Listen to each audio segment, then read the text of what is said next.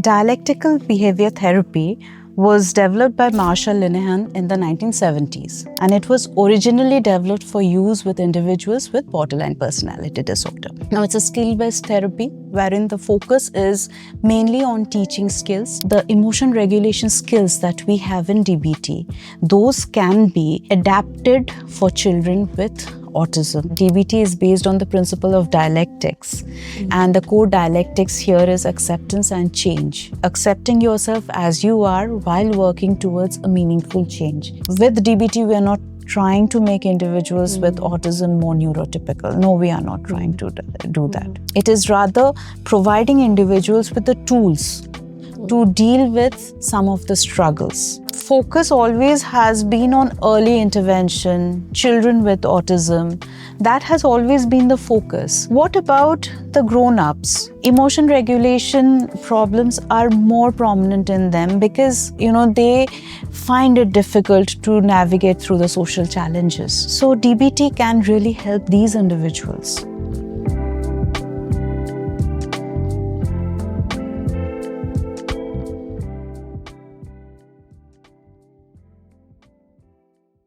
Today's topic is gaining a lot of attention: dialectical behavior therapy and its role in autism. Welcome to India Autism Center podcast, a platform where we speak about autism with compassion, care, and genuineness. We will be answering all your concerns regarding DBT and its usage in autism. For this, we have with us Ms. Tamusha Dhar, a licensed clinical psychologist with over 16 years of experience at the Department of Health and Family Welfare, Government of West Bengal. Welcome, Ms. Tamusha. Thank you, Pooja. Thank you for having me here. It's a pleasure being here. It's a pleasure, ma'am, to have you here at IAC Podcast. How are you? I'm good. How are you? I'm good too. Thank you. Let's start simplistically. Before getting into DBT, for many parents, maybe they are hearing this for the first time. So what is dialectical behavior therapy, ma'am, simplistically, and how is it used in autism? Okay. Dialectical behavior therapy was developed by Marshall Linehan in the 1970s, and it was originally developed for use with individuals with borderline personality disorder. Now, it's a skill-based therapy wherein the focus is mainly on teaching skills, equipping individuals with skills so that they can handle difficult emotions, stay grounded during difficult emotional situations, and meet or tolerate the struggling situations or difficult situations without making them worse. Okay, ma'am. So is it applicable in autism and more so with children who are in the spectrum? Yeah, definitely. Because one of the major problems that parents report with children with autism is the meltdowns or the shutdowns that they have, the emotional dysregulation that they have. Children with autism, they have difficulty in, most of them, I wouldn't say all of them, but most of them have difficulty in describing and identifying their emotions. So there's a problem with emotion regulation. They struggle with emotion regulation. So the emotion regulation skills that we have in DBT, those can be adapted for children with autism to help them navigate this challenge more effectively. So, ma'am, we have earlier podcast about CBT and its efficacy in autism. So, can you please again differentiate between DBT and CBT, because parents, they may be curious. Well, very simply, CBT can be conceptualized as helping people to change their unhelpful thoughts and in turn the behaviors and emotions, right?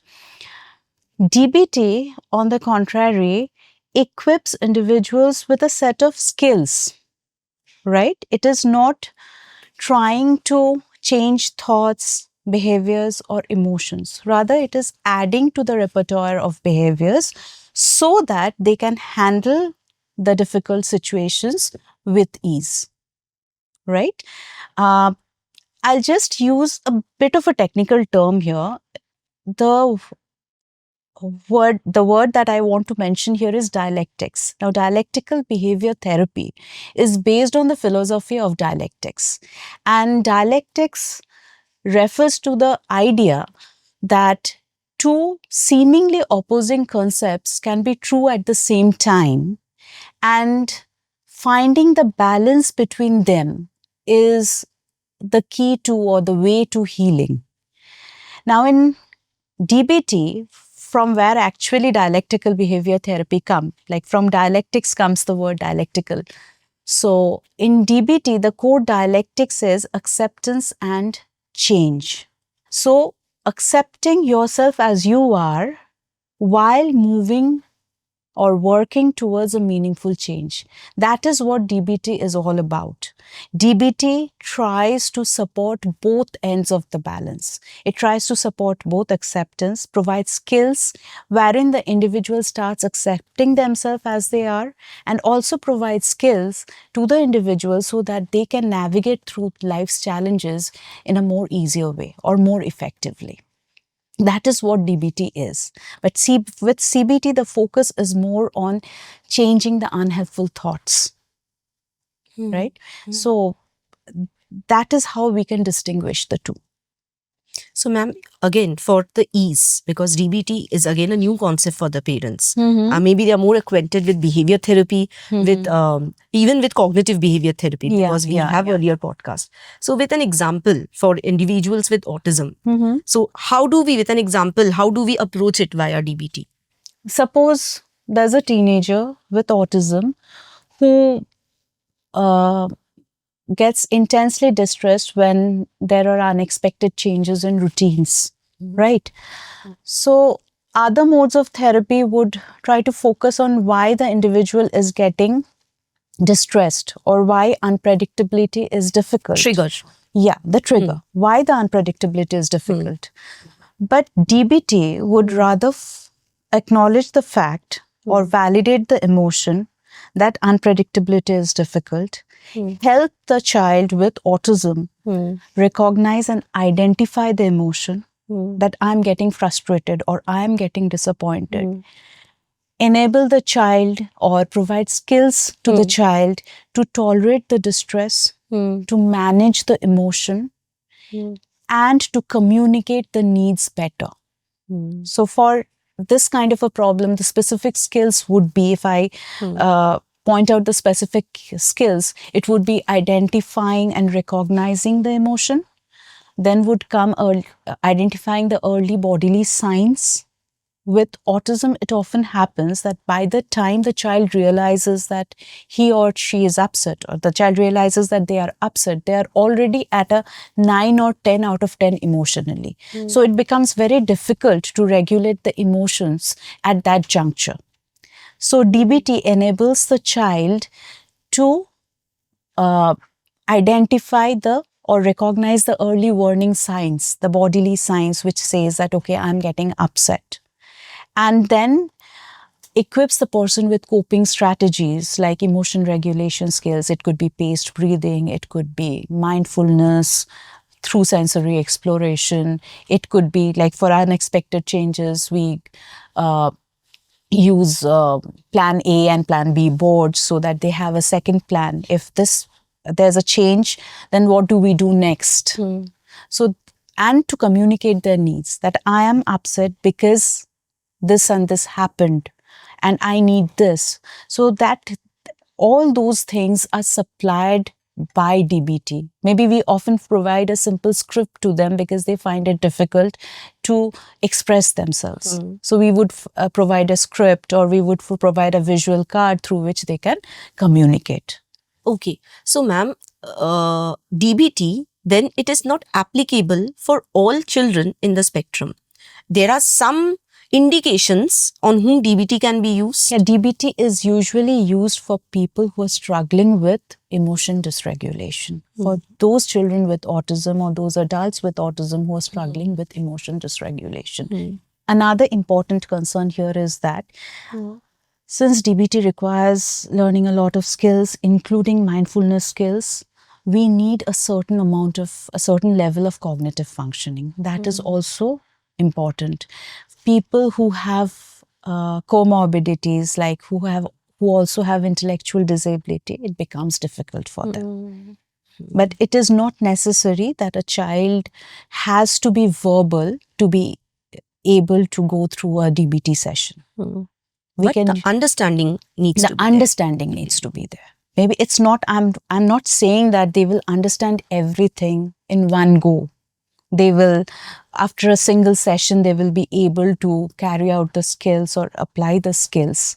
The progress is very slow, but just like learning a new language, emotion, you need a lot of practice, right? When you learn a new language. For emotion regulation also, you need a lot of practice. So it is not that from day one, they will be expected to, carry out the skills perfectly.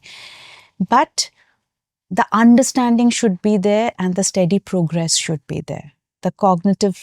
They should have that cognitive level wherein they can understand what we are teaching them or training them to do.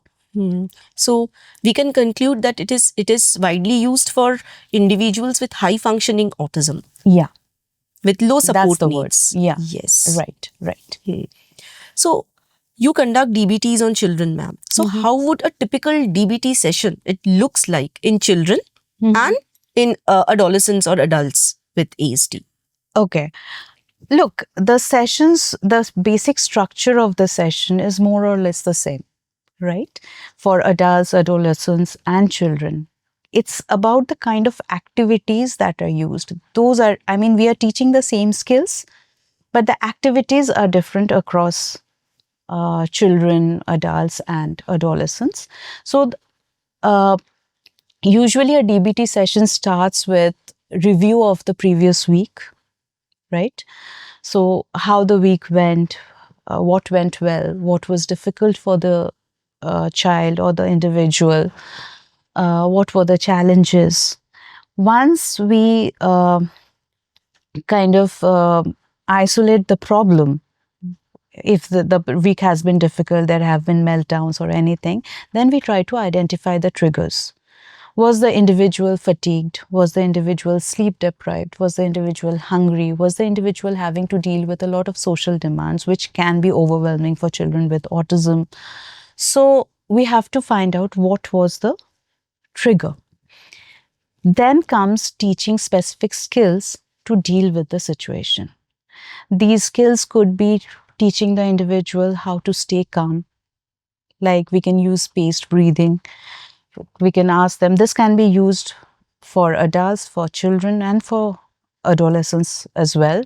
We ask them to take slow breaths through the nose and leave it through the mouth, and about 5 to 10 cycles of this. And this is a very effective method of calming down, because once we start breathing slowly, what happens is that we send a signal to our body and brain that we are safe and we are regulated. And that results in reducing the level of stress or anxiety. So it helps in emotion regulation. The paced breathing kinds of, I would say, presses the slow down button of the body. So that is one skill that can be taught. Then we can teach them sensory regulation skills. We try to monitor the sensory inputs in such a way so that the nervous system feels balanced and comfortable. Right. If in simple terms, if you imagine that, a nervous system has a volume knob. So sometimes the volume is turned too high, and that is when everything seems overwhelming. And sometimes the volume is too low, and that is when we seek for extrasensory inputs to stay focused and to feel balanced. So basically, these sensory regulation strategies or techniques which we teach as skills, these are basically address that volume knob, keep it in a balanced position so that the sensory inputs are comfortable or the nervous system is balanced. Now, with individuals with autism, what happens is that sometimes they experience sensations or emotions more intensely, and other times they do not. How do I frame it? At other times, they do not experience those emotions that intensely. Okay, sometimes it is more intense, sometimes it is less intense, and sometimes they find it also difficult to express it. So a few things that can be done here is, when they are feeling overstimulated, we could reduce the brightness of the lights. We could train them to go to a quieter room. We could train them to use noise cancellation headphones. We can ask them to, or teach them to ask for breaks. These are certain skills that we teach them in case of overstimulation. Again, when they are understimulated, we can involve them in activities like jumping, rocking, or trampoline activities. We could do that. So this is another skill. Again, another skill would be that we can teach here is that how to ask for a break. Many individuals with autism, they feel that they have to just carry on, or they do not have the words, they do not know how to ask for a break, or they do not know how to describe their emotions when they are starting to feel frustrated. So the therapist can also provide a simple script, or maybe a visual card with a break written on it, or maybe encourage the child to write break for 2 minutes or something and show it to the therapist or to the caregivers. So this is also a skill that has to be taught to the child, or even asking for help. So these are the skills. We go for some after we find out the triggers and everything. Then we go in for the skill training. Once the skill training has been done, then comes the practice of these skills in the safety of the session.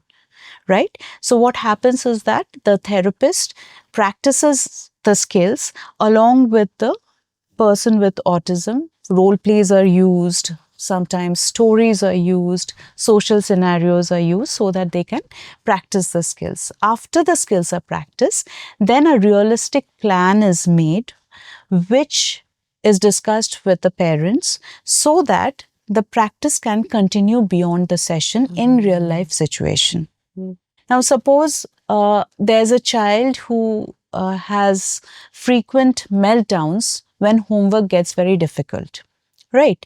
So the therapist and the parents, they start with identifying what causes this meltdown. It could be that, they do not have the answers immediately, or it could be they do not know how to ask for help from the parents. Or maybe they are assuming that parents expect them to do it on their own, to push themselves beyond their limits. So once that is ascertained, next comes what are the early warning signals. Maybe when the child is starting to get frustrated, maybe the child is gripping the pencil very tightly, or maybe the child is sighing heavily or becoming increasingly fidgety. So when that happens, the plan is to remind the child of the plan. Maybe the child can be taught that when this happens, when you're starting to feel that way, you can ask for a break. You can stop working and ask for a break of 2 minutes, or you can ask your parent to help you with the homework. So that is the plan. And once the child, and to also, and another thing should be mentioned here is that first we start with the child also describing the emotion. When the child is starting to get frustrated, the parents will intervene and first ask the child to identify and rate the emotion.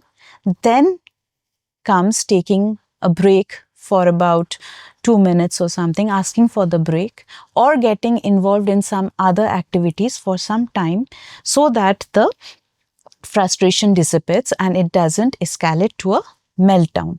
Once that is done, the parents will appreciate the child for whatever the child does. Like if the identification of the emotion has been correct, the parents would praise the child for that. Or if the child has successfully asked for a break, the parents will appreciate for that.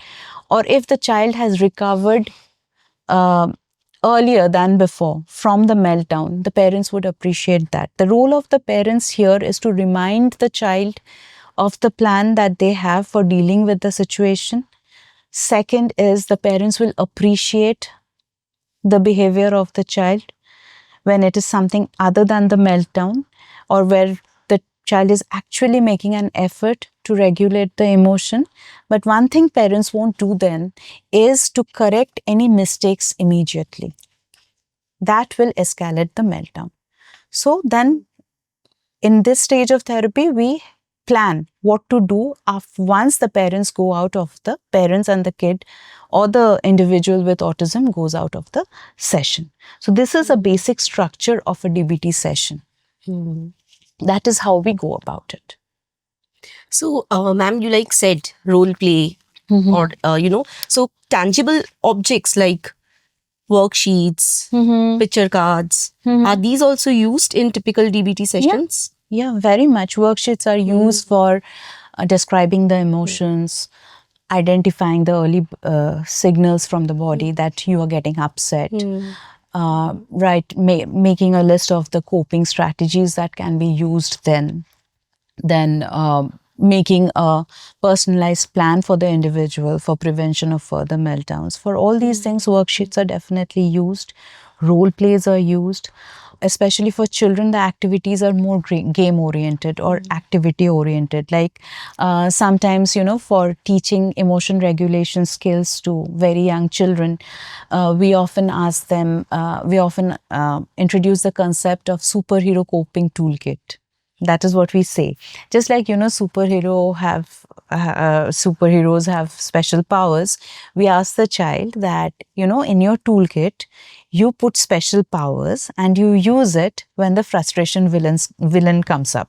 So it could be something like the calming down toolkit, which would include paced breathing, counting to 10, listening to calming music, or it could be a strength boost coping toolkit, wherein the child will have things like, asking for help or using positive self-statements. So these are a few ways how we make it more engaging for the child. In sensory regulation techniques, what I was mentioning earlier also, that we try to use those activities which are calming and enjoying for the individual, which makes the person's nervous system feel safe, right? For instance, say a child with autism loves jumping. You would be knowing that if we, forcefully make the child stop, that is not calming for the child's nervous system, right? It is more overwhelming. So if we incorporate these things, the steaming and the repetitive movements that children with autism naturally enjoy and engage in for our skill training, then learning would be much more engaging and much more enjoyable. Like, just like I was mentioning jumping, suppose there's a child who enjoys jumping. So what we could do is that we could put it as a regulating skill. When the plan could be like, when the child reaches a 6 out of 10 on the scale of frustration, the child will take a break or take a jumping break of 2 minutes and then get back to work. So because the child naturally engages in that activity and finds it enjoyable, it would be easier to teach the child to regulate the emotion in that way. Or suppose every child has a different sensory profile. So suppose there's a child who loves water play. So instead of teaching mindfulness in the traditional way, we can teach mindfulness through water play. We could ask the child to touch the water, to feel it, whether it is cool, whether it is warm, whether the child can see the ripples, the child can describe the sensations, right? So this is how we adapt the activities for training the child. And it is really nice to know how the techniques, they are adapted and customized to the needs of children who are in the spectrum. We know that for individuals with autism, they process visual information more readily. So the more visual we can make it, the more concrete we can make it for them and attuned to their sensory profiles as well, learning would be much more productive. Like for children, we, also use this, like we use emotion charts, emotion thermometers. We use charts with pictures and faces. And then we ask them to sometimes match the facial expressions with the emotions so that they learn about the emotions. They know which emotions they are experiencing and what emotions look like actually. So these are few of the if we make these minor changes, we tweak the activities here and there and make it more tailored for them, they would definitely learn better. Before moving to the next question, please have a look at who we are at India Autism Center. Imagine a space designed not just to care for individuals with autism, but to empower them. A place where knowledge grows, support flourishes, and possibilities expand. This is India Autism Center. It is built to redefine how we approach autism. Through education, research, and community-driven initiatives, we create an environment where individuals with autism can thrive. Samavesh, our residential campus, is designed for individuals with autism to live, learn, and grow with dignity and independence. It is more than just a place to stay. It is a space to belong. Manan, our training academy, prepares professionals to provide specialized care. Through structured programs, we equip individuals with the skills to support neurodivergent communities with confidence and compassion. Khoj, our research division, is dedicated to advancing our understanding of autism. Through data-driven studies and collaborative research, we work towards shaping the future of neurodiversity. Coming back to the session, ma'am. So you said understanding is needed. What about children or individuals who are non-verbal, but they have that understanding? Can DBT be applied to this population? Look, Pooja, the goal is not to force children to communicate verbally. There are some children who are non-verbal. Again, there are some children who are verbal but prefer not to speak. They prefer to communicate through alternative methods. It could be gestures, it could be visual cards. And that's absolutely fine.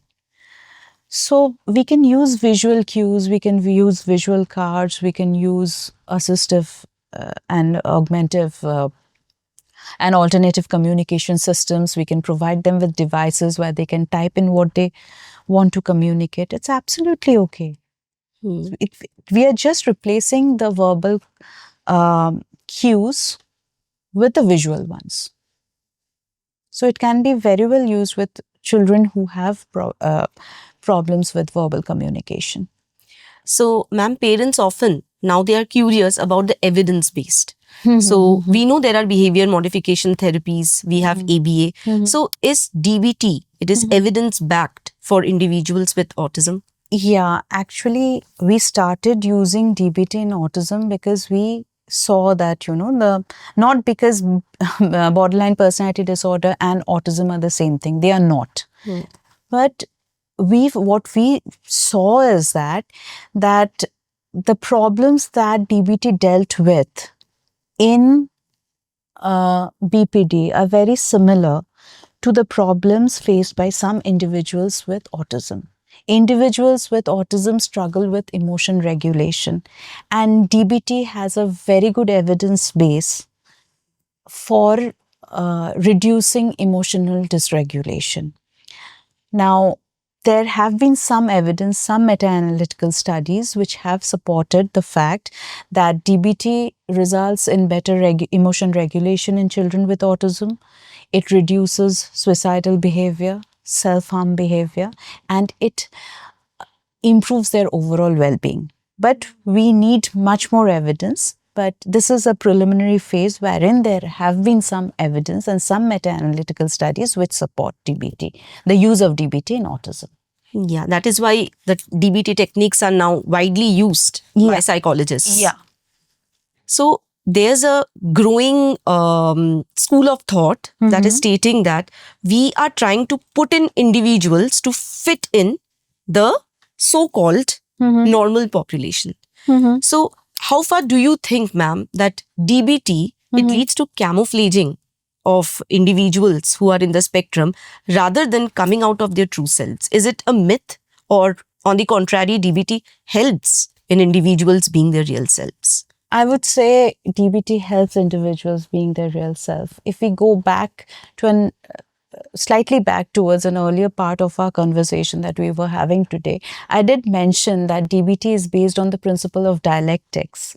And the core dialectics here is acceptance and change. And DBT tries to balance both the ends. So accepting yourself as you are while working towards a meaningful change. DBT does not try to camouflage the harmless autistic traits. Rather, it helps individuals with struggles such as emotion dysregulation, suicidal behavior, self-harm, for which people themselves won't help. The goal of DBT is improving the well-being of the individual. It is never aimed at increasing the conventionality of the person. We are not trying to, with DBT, we are not trying to make individuals with autism more neurotypical. No, we are not trying to do that. That is not what DBT aims at. It is rather providing individuals with the tools to deal with some of the struggles. Because just like I was telling you, and I had given you some examples also, that we are not trying to suppress or stop the harmless autistic behaviors like, stimming, jumping, spinning, rocking. We are not trying to stop those. We are trying to, in fact, incorporate those in our training so that the outcome is better. Right? We are not trying to suppress the very essence of the person. No, we are not.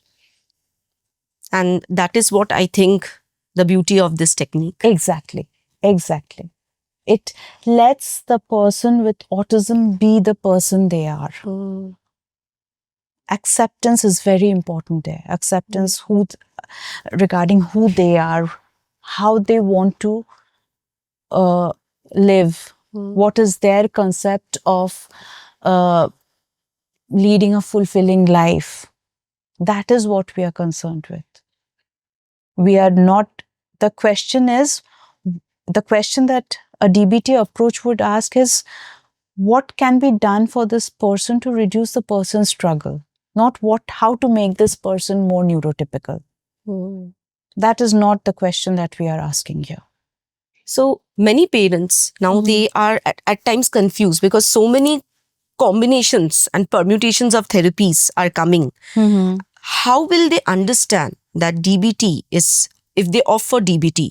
So what is the basic need apart from understanding of the child that the parents, they will opt for DBT, they will try DBT, and what are the contraindications that the child is not able to take DBT? Okay. Now, the first thing is that, Pooja, what parents should first keep in mind is that the goal of DBT is not fixing autism. It is not to, the goal is not to change the level of autism or reduce the level of autism. As I mentioned earlier, the goal is to help the individual navigate through the challenges that they face, right? Because for children with autism, many social situations and sensory situations, they become increasingly overwhelming and they really struggle with those and they need help for coping with those situations more effectively. Now, the contraindications would be, as I said, that that cognitive level should be there wherein they should be understanding what is being taught to them. If that's not there, then DBT is contraindicated. Otherwise, I don't see any contraindications. Yes, therapy will not work if, the pace of therapy is too fast or too slow for the child, right? If the training techniques, the techniques that we are using to teach them the skills, are not attuned to their sensory profile, their sensory needs, then it could be a problem. Otherwise, I do not see any contradictions in the use of DBT for children with autism. So, ma'am, this was really, I think this is the first podcast at India Autism Center where we are talking about DBT and its efficacy in autism. And that was really wonderful, even for me to understand how the technique fits in. So even the parents, they may be listening to this for the first time, while many may be aware. So what will be your suggestion to the parents who are listening there, who may be apprehensive about trying new therapies? Because so many new therapies, like we say, they are coming, and we know about ABA, we know about behavior therapy, we know about CBT, we know about special education. Parents, they go into these, but very few, they come into the domain of clinical psychology, trying these evidence-based therapies. So what will be your suggestion to these parents who are listening and may think, oh, what they are speaking? So if they want to try. Yeah. As I mentioned earlier also, if you want to try DBT for your child, first you have to understand that DBT will not fix autism. It is not a treatment for autism as such, right? DBT would focus on the emotion regulation part. If your child is emotionally dysregulated, there are frequent meltdowns, there are frequent shutdowns or withdrawal, and or the child has self-harm behavior, or the child is suicidal, child or individual is suicidal, you could try DBT. Because DBT will equip them with the skills that will enable them to deal with or navigate through navigate these challenges more effectively. But another thing that parents should keep in mind is that the aim should be progress, not perfection. They should not be expecting the individual or the child to be using the skills immediately and perfectly. Look, we are not saying that the ultimate result of DBT would be no meltdowns. Progress will look more like, look, I have recognized the early body signals, or I have been able to realize that I was getting overwhelmed, or I could ask for a break, or I could ask for help. This is what, progress will look like. It will not look like there are no meltdowns. It will not be like that. It would be a very gradual journey. So parents should prepare themselves mentally for that. When I was discussing the very structure of the session, I was telling you that practice is needed. Practice after the session is needed. So parents have a very important role. They will have to learn how to validate the emotions, help the child with the plans, remind the child when a certain skill has to be used, but not to criticize the child or place excessive demands on the child. As I said earlier also, parents should not point out the mistake when a child is asking for help. The parents should not attempt to correct the mistakes at that moment. They may move on to the later section of the homework probably and help the child with that, and then later come back and say, maybe we could do this in a different way. But when the child is already getting frustrated, we cannot point out the mistakes at that time. That is overwhelming for the child's nervous system. True. And parents also need to realize that they have to validate the emotions. Like often parents would come and say that, if there's a minor change in their routine, they become very emotional, they throw temper tantrums and all that. But parents have to realize that a child who has sensory sensitivities will find it difficult to deal with change, unexpected changes in their routine, and that needs to be validated. Because I do not get so upset by unexpected changes doesn't mean that an individual with autism will also not get affected by it. Our nervous systems are different, our sensitivities are different. So that has to be understood and acknowledged and validated at all point for any therapy to work, leave alone DBT. Right. So it is very intensive at times. Yeah. And a trained professional is needed. So True. again, who is eligible for conducting DBT?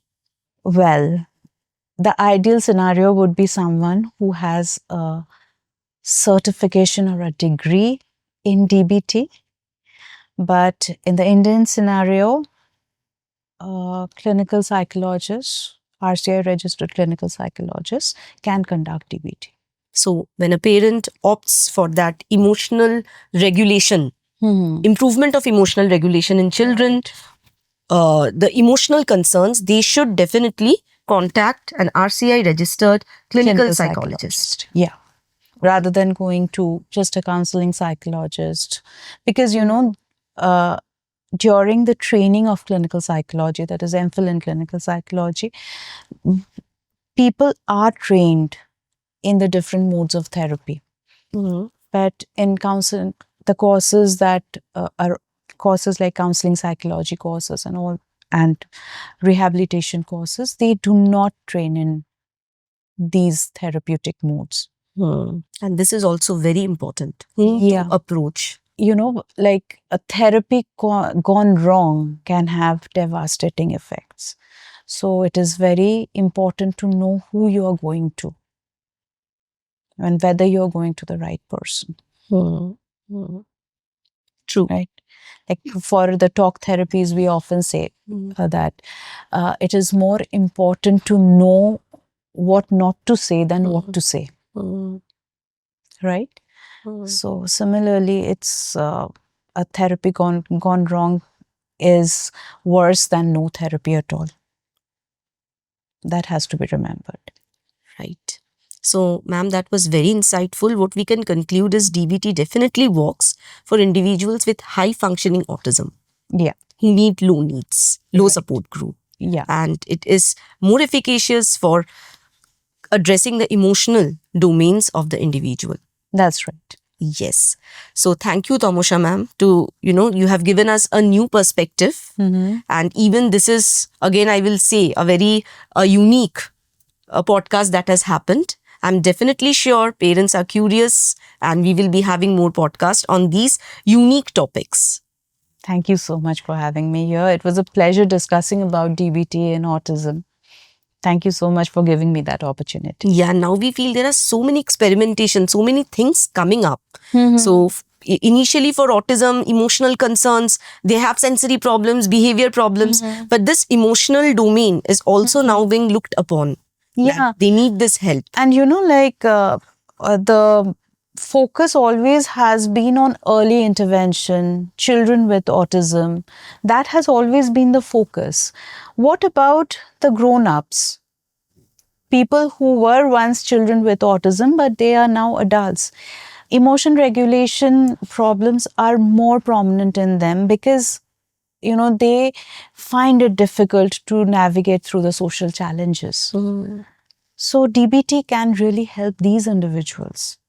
And there are many adults, high-functioning adults with autism. They are doing well, that's fine, but they need support. They need that emotional support. There are many high-functioning adults who would, with a little support, would be functioning absolutely well. But, they probably they don't have jobs, or they are not being able to keep their jobs because of their difficulty in social interaction, in emotion regulation, and because their environment is also not supportive. When there's a children with autism, we try to be supportive around that. When there are children with autism, we try to be supportive around them. But when there are adults, grown-up people with autism, we are not that supportive. We are not that empathetic. That is what is needed. We need to support them. There should be more therapeutic techniques addressed for these people as well. Early intervention is not the only thing that is needed. We have to provide them support throughout the lifespan. That should be the approach. But the focus is, very unfortunately, the focus is on early intervention till date. I think the scenario is definitely changing with these techniques coming in, but I think more work is needed here. Yes, ma'am. Definitely so. To the parents watching there, even to the individuals who are in the spectrum, if you find this podcast meaningful and relevant, please do share the podcast as much as possible so that the information is reached to the persons who really need it. Thank you so much. Until we come with the next podcast, please do watch the video that is popping up onto your screen. Thank you so much.